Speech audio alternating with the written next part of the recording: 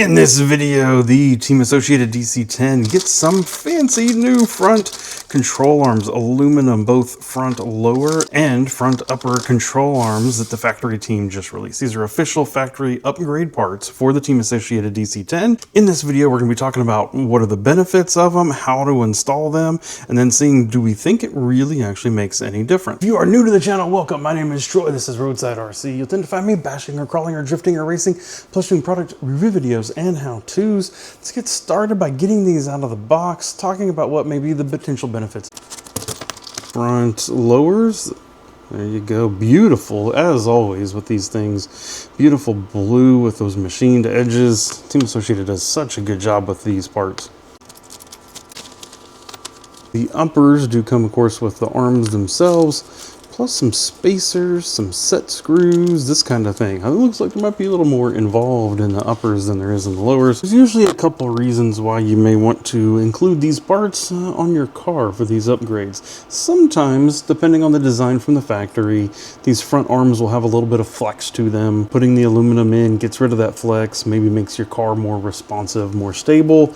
Honestly, I think with the design that Team Associated has here, I would doubt if those are flexing at all. They are pretty big and nice and triangulated there. The other thing that you'll sometimes get into is at full lock. You notice how this arm kind of beefs up right here because it has to take in where that screw comes in. Sometimes, depending on your alignment, is you get into this situation and the tire will hit there.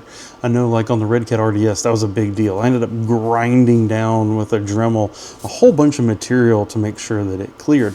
On this Team Associated, with the alignment that I have at least, this is not an issue. You can see the potential opportunity there where that is much thinner, and maybe, depending on your alignment, this could be a really good reason to get the lowers at least. And then, of course, the last benefit is just, they just look good. So, take your body off and people say, wow, look at your chassis because it has all the fancy blingy aluminum. And then the last reason that you may want to do this is sometimes the dimensions are actually physically different with these, which gives you more opportunity to do a bigger and more alignment change to the car than you can with the factory parts. And as I just do a cursory look here at the front arms, I think that might be an example here with these uppers. And so as we take these apart, we're going to get the calipers out and we're going to do a more in-depth measurement side by side to see just kind of what benefits do we think we are getting here by putting these parts on. We're going to start this whole project with the front upper arm. We're going to pop this ball off on this side. That releases the upper control arm. And then we need to get the control arm itself out. But before we do, we want to be very careful about what spacers we have on either side of this upper control arm. Right now, I have none in the rear because I'm running a higher amount of caster than it comes with. All of my spacers are in the front, and we're going to want to try to match these same dimensions, assuming you're not changing your alignment as you put the new parts on. So I believe I can take this front 1.5 millimeter screw out that holds, the itty bitty one here, that holds that pin in. I believe I can come in here and poke that pin actually out. And as we do this, we're going to be really careful because we don't want to lose any of those shims. So as an example, if you have some back here, they may already be falling out. So I had all the shims in the front. It measures 5.7 millimeter. One of the things I want to note here is this measures 24.23. The new arm is 20, so it is 3 millimeters narrower. So we're gonna have to be really careful about where we put these shims in order to make sure that we're getting the same alignment. By eyeball at first, it looks like we're gonna need shims on both sides actually in order to get the same total dimension. So they have actually made this new arm physically narrower, which is great because then that means you do have more adjustability when it comes to different alignment settings. In the kit, they provide 4 of the 0.5 millimeter thick shims, 2 1 millimeter shims, and 2 2 millimeter shims. On these, so this is the left front, sits like this. This sits on top of it here. What it looks like is 1 millimeter spacer is needed on the longer side here in order to make up the difference versus the plastic arm. And because the new part has this cut in here, which is pretty cool, but that requires the 2mm spacer in order to make up where the plastic was. Again, this is one of the benefits. You can then move those and you have more caster adjustment than you did before, so that you can do wilder things with your alignment. Next up is the length of the arm. So if I measure in here from inside that hole to the outside here, I get about 23.5. I get the same about 23.5, 23.7. And so that means we don't have to worry about anything length difference here in order to maintain your alignment. So what we're going to do is, before we take this out, we're actually going to measure, and I have that at 12.9 is what I'm currently at, and we want to get it back to exactly that in order to retain my alignment. They do recommend just a dab, smallest amount of blue Loctite on here in order to help keep this arm from moving. It goes into the bigger of the two holes, so you can squeeze it down a little bit at first just to help you thread everything in and out. And they actually provide little set screws here that you can use, eliminate any additional movement out of that arm. The good news is these little factory clips can actually just clip onto the arm once everything's in there. So what I did is I put a couple of the big ones in. Again, I put my bigger 2mm spacer on. I'm gonna go ahead and slide my arm in, and then as it comes through the other side, I'm gonna stick my 1mm on, and then I still have room, it turns out, to put these other clips on. Well, I actually had to go back and forth on this a couple times to get this right. I guess my previous math was slightly wrong. The 2mm spacer that they provide in the kit, plus the 1, plus the 2 halves. So I ended up 2 in front and 2 total in rear. It sure looks, as near as I can tell, it's the same, but somehow when I was doing it before, I got about 1mm off, put all those back there in the back. Otherwise, there was about 1mm gap, and I could actually move this whole arm forward and back. Yeah, that's not good. I'll say the other thing that I don't like about it right here is look at how much wobble I have right here. I need to test it versus the plastic on the other side. I need to pop that other side out. But I can wiggle this whole thing back and forward a few millimeters, and that's just the tolerance of the pin versus this aluminum arm.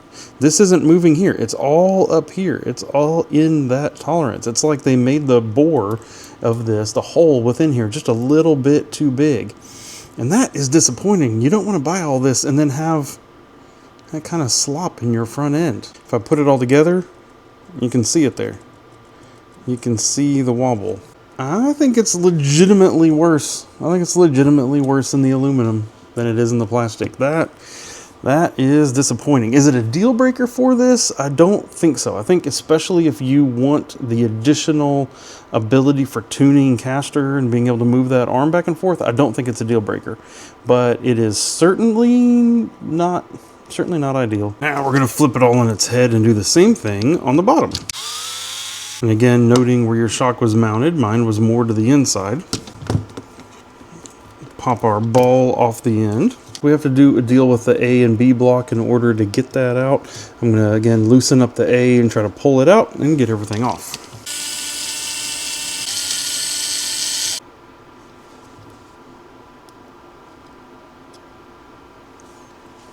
A block is out. Don't forget your little pivot balls.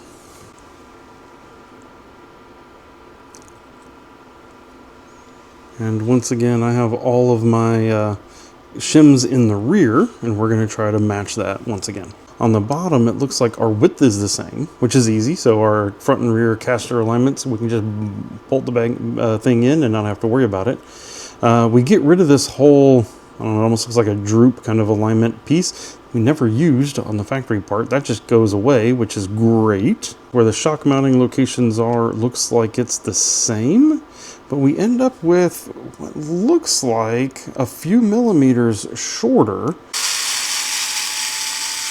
These are different lengths outside to outside from the factory, but where this blue spacer sets is inside this arm. There's actually a recess in there, so you can just screw these things together and they will end up the same length. Everything then slides back together beautifully there. I haven't put the A block back on yet because we need to jump over and do the other side. So I'm going to now do that. I'm going to jump over, do the other side, and as I work through it, if there's anything that I notice that is substantially different, left versus right, I will come back on camera and let you know. On to the other side, upper control arm, and I actually had to take this turnbuckle fully loose and swap this plastic end from this side to this side in order to get the proper left-hand threads on the correct side to go into the arm. So again, just pay attention to that. You may have to do that for this right front side in order to get the correct pieces and get that left-hand thread into the arm.